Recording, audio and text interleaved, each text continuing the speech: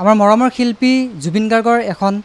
বিশেষ ফটো আৰু এই বিশেষ ফটোখনৰ সৈতেও জুবিন গাৰ্গৰ মৃত্যু আৰু শেষকৃত্যৰ এক বিশেষ সম্পৰ্ক আৰু সংযোগ আছে আৰু সেই সংযোগ বিচাৰি আমি বৰ্তমান উপস্থিত হৈছোঁ এজন বিশেষ ব্যক্তিৰ বাসগৃহত আৰু তেওঁ হৈছে জ্যেষ্ঠ ফটো সাংবাদিক জ্যেষ্ঠ ফটোগ্ৰাফাৰ শামছুল হুদা পাটগিৰি ডাঙৰীয়া আৰু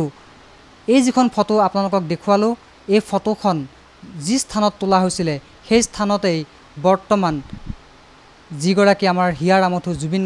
জুবিন গাৰ্গৰ শেষকৃত্য সম্পন্ন কৰা হৈছে তাতেই অন্ত্যেষ্টিক্ৰিয়া সম্পন্ন কৰা হৈছে আৰু সেই স্থানতেই সমাধিক্ষেত্ৰ নিৰ্মাণ কৰা হ'ব আমাৰ প্ৰিয় শিল্পী জুবিন গাৰ্গৰ আৰু সেই ফটোখন তুলিছিল জ্যেষ্ঠ ফটো সাংবাদিক জ্যেষ্ঠ ফটোগ্ৰাফাৰ শামছুল হুদা পাটগিৰি ডাঙৰীয়াই আৰু মই সেই সংযোগৰ যিসমূহ তথ্য আছে সকলোখিনি পুংখানুপুংখভাৱে তেওঁৰ পৰা স্মৃতিসমূহ জানিবলৈ চেষ্টা কৰিম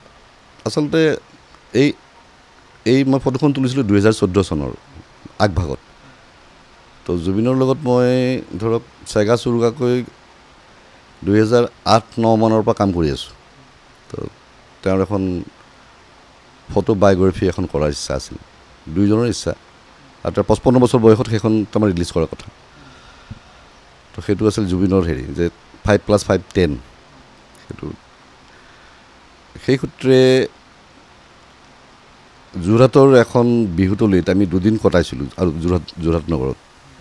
তাৰপিছত আমি তাৰ পৰা মাজনিশা উভতি আহিছিলোঁ আহি মাজতে আহি বিভিন্ন সময়ত বিভিন্ন জেগাত ৰৈছিলোঁ ৰৈ জাগিৰোড পালোঁ তাৰপিছত চাহৰ তাগিদা হ'ল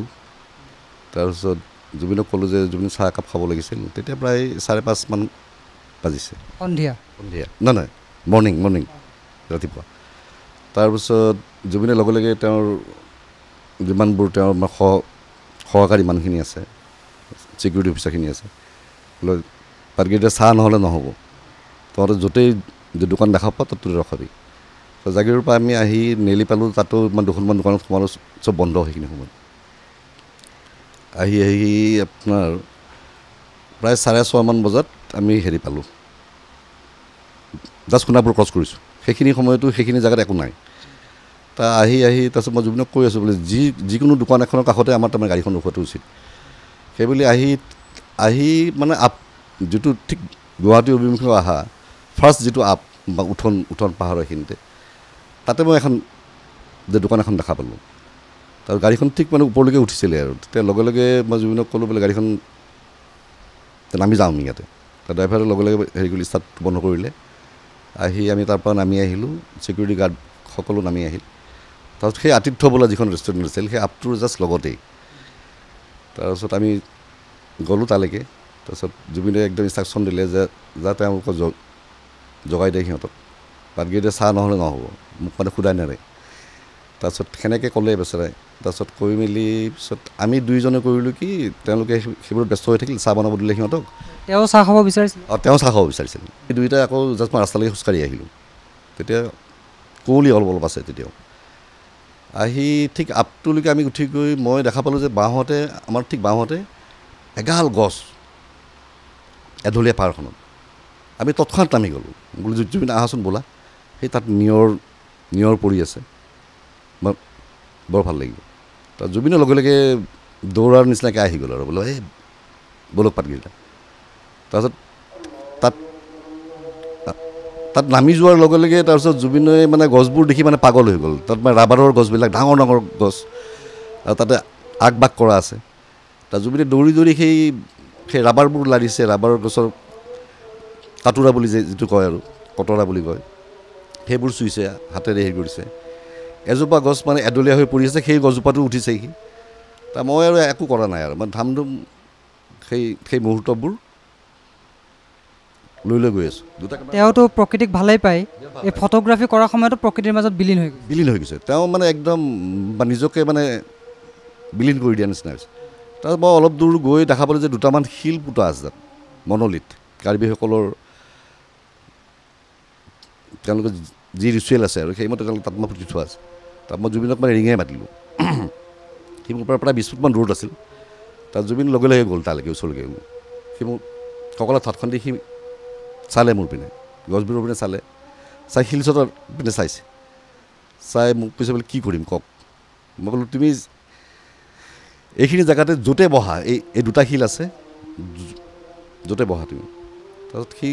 ঘপককৈ বহি গৈছে। তাৰপিছত মই কৈছে পাৰ্কিটা য়েছ নাও টেক ইট। তাৰপিছত কৈছে চাই কৈছে বোলে অদ্ভুত জেগা। মই কৈছোঁ তুমি এইবোৰ কথা ভাবিব নালাগে, নিজকে একদম বিলীন কৰি দিয়ে। তাৰপিছত সি মূৰটো ডুবাইছে তললৈকে, এবাৰ ডুবাইছে, এবাৰ মই ওপৰলৈকে চাইছে। তো এই গোটেই মুহূৰ্তখিনি মই এফালৰ পৰা মানে তুলিটো চব কেপচাৰ কৰিছোঁ। তাতে আমি সেইখন বাগিচাত বা সেই হাবিদৰা বুলি ক'ব পাৰি, তাত আমি প্ৰায় 45 মিনিটছমান তাত আছোঁ আমি। তাৰপৰা বেক হৈ উঠিলোঁ, চাহ খালোঁ। মানে আমি ধৰক 6টা 6:30 বজাৰ পৰা সেইখিনি জেগাত আমি 2.5 ঘণ্টামান আছোঁ। 8:30 আমি তাৰপৰা মানে উভতিছোঁ। তাৰপৰা উভতি আমি আকৌ মানে ঘৰলৈকে অহা নাই, আহি আকৌ নীলপৱন বৰুৱাৰ ঘৰত সোমাইছোঁ। আপুনি চিন্তা কৰক, নীলপৱন বৰুৱা সেই বেলতলত থকা তেওঁৰ ঘৰত গৈ বাইদেউক কি মানে সাৱটি ধৰিছে, বাইদেউৰ লগত গান গাইছে। নীলাৰ লগত তাৰ যিটো সম্পৰ্ক, সি মানে চিনাকি দিছে, মই বৰঠাকুৰ, এওঁলোকো বৰঠাকুৰ, আৰু আমাৰ অলপমান হেৰিও আছে। এইবোৰ কথা কৈছে আৰু এইবোৰ কৰি আমি মানে ঘৰ পাইছোঁ প্ৰায় 12টামান বজাত। তাৰপিছত গ'ল কথা গ'ল। তাৰ দুদিনমান পিছত মই তাক মানে হোৱাটছআপ কৰি দিছোঁ, সি অলপ চাব বিচাৰিছে ফটোখিনি। তাৰপিছত কৈছে ইউ আৰ মাই অনলি বায়'গ্ৰাফাৰ, মানে অনলি ফটো বায়'গ্ৰাফাৰ, যিয়ে মোক মানে ৰিয়েল জুবিনক কেপচাৰ কৰি আছে আজি 2-3 বছৰ ধৰি এনেকৈ। তাৰপিছত তাক মই হোৱাটছআপত 2টামান ফটো পঠিয়ালোঁ, 4খন নে 5খন, তাৰ ভিতৰত এই ছিৰিজটোত 2খন। তাৰপিছত সেইখিনি চাই সি মোক লগে ফোন কৰিছে, পাৰ্কিটা this is unique man, this is me, এইজনেই জুবিন, এইজনে মই হয়। আচৰিত কথা মানে এইখন ফটো তাৰমানে আপুনি চাব, এইখন ফটো মানে এসময়ত মোৰ যেতিয়া কিতাপখন যেতিয়া প্ৰকাশ হ'ব, এইখন চবতকৈ মানে সৰ্বাধিক মানুহে চাব। তাৰপিছত তেনেকৈ আকৌ গ'ল। সেইটো এটা সংযোগ হৈছে, এতিয়া তেওঁৰ মৃত্যুৰ পাছত এই ফটোখন এতিয়া বহুলভাৱে প্ৰচাৰিত হৈছে। সেই তেওঁ 2014-15 চনতে কৈছিলে, 14 চনতে কৈছিলে। তেওঁ অৱশ্যে অটোবায়োগ্ৰাফীৰ ক্ষেত্ৰত কৈছিলে এই ফটোখন যথেষ্ট চৰ্চিত হ'ব, কিন্তু তেওঁৰ এতিয়া মৃত্যুৰ সময়ত এতিয়া এই ফটোখন চৰ্চিত হৈ পৰিছে। তাকেই তাৰমানে পিছত মইতো মোৰ তাততো এইবোৰ মানে সঞ্চিত হৈ এইবিলাকতো আছেই, তেওঁ জুবিনৰ গোটেই বা হেৰিবিলাক বিশেষ মুহূৰ্তবিলাক। আমি আজি য'ত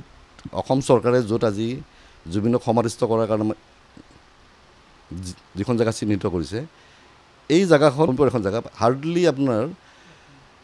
1 মিনিটৰ ৰাস্তা। জুবিন আৰু মই যেন সেই সময়তে অজানিতেই সেইখন জেগাকে যেন আমি এখন বিশেষ জেগা হিচাপে চিহ্নিত কৰি পেলাইছোঁ। এতিয়া সেই যিখন ফটো, এই ফটোখনত সেই ঠাইখিনিক বিলীন হৈ যোৱা পৰিলক্ষিত হৈছে। সেই ঠাইখিনিত হয়তো তেওঁ এটা মনৰ সংযোগ, সেই ঠাইখিনিক নজনাকৈ অতি ভাল পাই পেলাইছিলে। জুবিন আচলতে মানে মানৱ প্ৰেমী আছিল, মানৱ প্ৰকৃতি, নদ নদী, আৰু তেওঁৰ যিটো emotion, Zubeen as a artist, সেই ফটোখনৰ পৰা প্ৰকাশ পাইছে। তাত তেওঁ নিজকে বিলীন কৰি দিছে। তেওঁ যে প্ৰকৃতিৰ মাজৰ পৰাই যে উঠিছে, গছ গছনিৰ মাজৰ পৰা যে তেওঁ উঠিছে, জাতিস্মৰৰ সেই কাহিনীবিলাক, তো একজেক্টলি মানে ধৰক আচৰিত লাগে এতিয়া ভাবি। সেই প্ৰাকৃতিক সমলৰে ভৰা ঠাইখিনিতে বিলীন, আজি ধৰক সেইখিনি ঠাইতে তেওঁ যিমান বিলীন হৈ গৈছে। আৰু তেওঁ নিশ্চিতভাৱে তেওঁ হয়তো আজি মোক মানে ওপৰৰ পৰা ক'ব বোলে পাৰ্কিটা আমি যে তাত যে বহিছিলোঁ, জেগাখন যে আপুনি চিলেক্ট কৰিছিল, গাড়ীখন আমি আগুৱাই আহিও আকৌ বেক কৰিছিলোঁ, তো you have done a wonderful thing. এই কেমেৰাটোৰে মই সিদিনাখন সেই দৃশ্যবিলাক কেপচাৰ কৰিছিলোঁ। তাৰপিছত সেই গছবিলাক আছে, ডাঙৰ গছ, মই দেখি আচৰিত হৈছোঁ যে ইমান সাদৃশ্য, গছৰ তলতেই যেন জুবিন থাকিব। সেইখন পাহাৰৰ বেক চাইডো সেই একেই ৰাবাৰ গছ, মানে আচৰিত কথা। তেওঁ কিন্তু যিটো ফটো অটোবায়োগ্ৰাফী, সেইটোতো আধৰুৱা ফটো। জুবিনক মই লাষ্ট যেতিয়া মোৰ কণ্টেক্ট হৈছে আপোনাৰ, তাৰপিছত তাক মই ক'লোঁ বোলে কামটো দেৰি হৈ গৈছে, বোলে দাদা এইটো আমি 55 ইয়াৰ্ছত আমি কৰিম এইটো। মোৰ যেতিয়া 55 বছৰৰ যিদিনাখন জন্মদিন হ'ব, আৰু কাকো নক'ব আপুনি, এইটো একদম গোপনীয় হৈ থাকিব, আৰু সেইটো আপুনি আৰু মইহে জানো। আৰু হাতত আৰু ধৰক 4-5 বছৰ আছেই, 3-4 বছৰ আছে। তো বাকী ৰিমেইনিং যিখিনি কাম আছে বাকীখিনি আমি কৰিম। আৰু লাষ্ট কেতিয়া আপুনি ফোন কৰিছিলে? লাষ্ট মই তাক 14 তাৰিখে মই তাক ফোন কৰিছোঁ, এই মাহৰ 14 তাৰিখে। মোৰ সিদিনাখন কিবা মনটো ভাল লগা নাই। ফাৰ্ষ্ট মই সিদ্ধাৰ্থক ফোন কৰিছোঁ, বোলে সিদ্ধাৰ্থক, তাৰপিছত আৰু এজন আছিল তাৰ লগত মন বুলি এজন আছিল জুবিনৰ লগত থকা মই মনক ফোন কৰিছোঁ সিহঁতে মোৰ মানে ফোনকেইটা উঠোৱা নাই তাৰপিছত সেইবাৰ মই জুবিনক ফোন কৰিছোঁ জুবিনে ফোনটো নুঠালে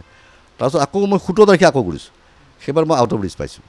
এইখন কিতাপ আপোনালোকে দেখিছে এইখন সত্যজিৎ ৰায়ৰ কিতাপ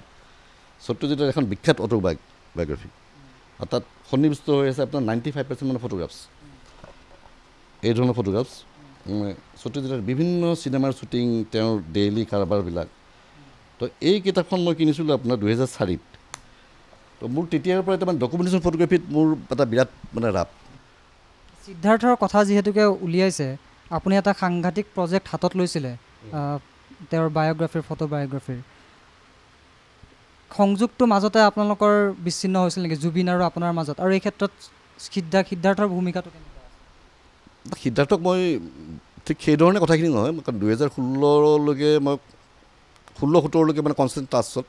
17ত মোৰ এক্সিডেণ্ট এটা হ'ল ডাঙৰ এক্সিডেণ্ট 1.5 বছৰ মই বিচনাত থাকিব লগা হ'ল তাৰপিছত 19ত তাক মই লগ পাইছোঁ জাষ্ট হেৰি সময়ত ক'ভিডৰ সময়ত তাৰপিছত আকৌ মাজতে 2 বছৰ গেপ হ'ল তাৰপিছত এতিয়া তাৰ মানে ওচৰলৈকে যোৱাটো মোৰ পিছত লাহে লাহে কিবা যেন মানে যাব নোৱাৰা যেন হ'ল কাৰণ তেওঁৰ লগত থকা বেৰি থকা এগাল মানুহ মই নামো নাজানো কিছুমানৰ সিদ্ধাৰ্থকটো মই প্ৰথম জইন কৰা দিনৰ পৰা পাইছোঁ প্ৰথম সিদ্ধাৰ্থক মানে গাড়ীখন দি জুবিনে পঠিয়াই তো এই ক্ষেত্ৰত অঁ তেওঁক নিবলৈ আহে আৰু সি খুব মোক ৰেচপেক্ট কৰিছিল কিন্তু পিছলৈ তেওঁলোকৰ কি ধৰণৰ মনোভাৱ হ'ল সেইবোৰ তেওঁলোকেহে মানে কিয় তেওঁলোক এনেকুৱা হ'ল জুবিনটো এটা নিজেই অগাধ সম্পদ তো জুবিনকতো আমি তেওঁৰ পৰা গান তেওঁৰ মতাদৰ্শ তেওঁৰ বিশ্বজনীনতা সাৰ্বজনীন তেওঁৰ যিটো মনোভাৱ মোৰ জাতি নাই মোৰ ধৰ্ম নাই মই কাঞ্চনজংঘা সেই কাঞ্চনজংঘাৰ তলত থকা গোটেই আশ্ৰিত যিমানবোৰ বনজ সম্পদৰ পৰা আদি কৰি নদ নদী পাহাৰ মানুহ সেইবোৰেই আছিল জুবিনৰ সম্পদ আৰু জুবিনে সেইবোৰৰ কাৰণে গাইছিল তো সেই মনোভাৱ থকা এজন মানুহৰ লগত এওঁলোকৰ মনোভাৱবিলাক কিয় এনেকুৱা হৈছিল টকাৰ পিছত কিয় এওঁলোক দৌৰিলে মই সেই বস্তুটো